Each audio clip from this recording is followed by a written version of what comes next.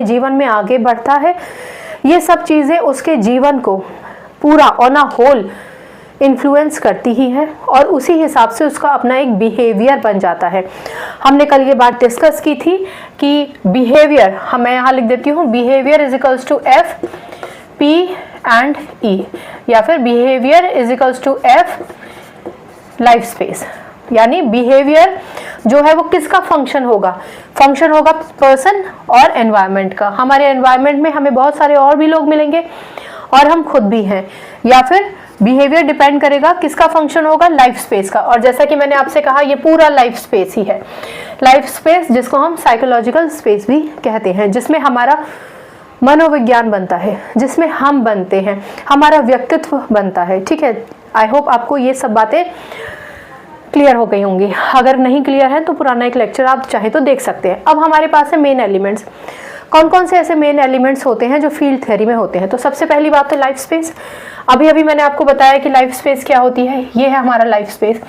घुमा फिरा के बात वही है कि हम धरती पे रहते हैं, लेकिन पूरी धरती तो हमारी नहीं है। हम अपने घर में रहते हैं, हम हमारे घर में रहते हैं, हमारा इमीडिएट एनवायरनमेंट वो होता है। उसके बाद हमारे रिश्तेदार, हमारा स्कूल कॉलेज, यानी वो लोग जिनसे हम मिलते हैं, बातचीत करते हैं, या वो लोग जिनके साथ हम काम करते हैं, ये हमारा सर्किल है। ठीक है ना? ये जो सर्किल है यही हमारा एनवायरनमेंट है और हम है वो पर्सन, ये हमारा एनवायरनमेंट है। एक व्यक्ति जिसने कभी चांद पे जाने की सोची होगी, सबसे पहली बार उसका भी अपना एक एनवायरनमेंट रहा होगा और उसके लिए उद्देश्य क्या था? उसके लिए छोटा उद्देश्य तो उन सारे ट्रायल्स को करने का था जिससे वो एक ऐसी मैकेनिज्म डेवलप कर सके कि वो चांद पे जाएं।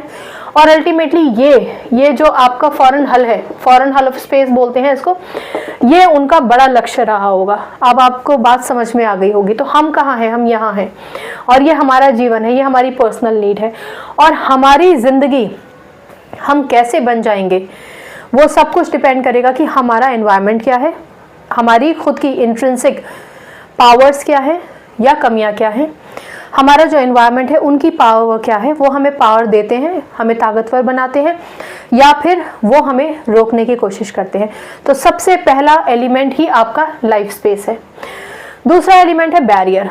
जैसा कि हमने कहा, बैरियर का मतलब ही होता है रुकावट। हर वो चीज़ जो आपके अंदर की है आपको रुकावट देती है।